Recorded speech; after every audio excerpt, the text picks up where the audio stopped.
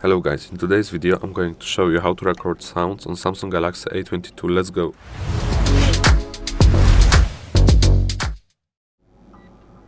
Okay, so first thing we need to do is we need to go to Play Store.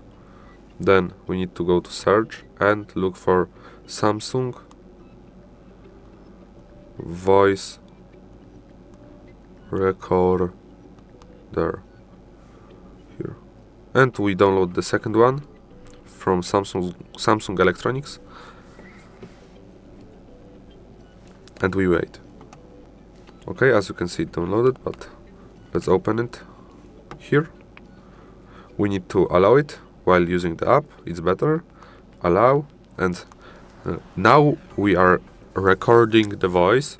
Yes, okay, let's stop and save it.